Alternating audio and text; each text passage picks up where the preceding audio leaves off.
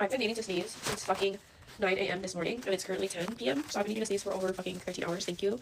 So I've been trying everything, and right now I'm gonna try the fucking cylinder thing. You fucking know, I guess.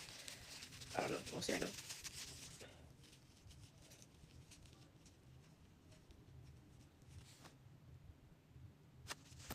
I came to my room. Mind you, I've smelled pepper. I've looked at the sun.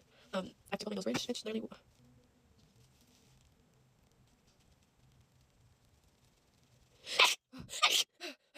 I think that's what he had. Oh my gosh.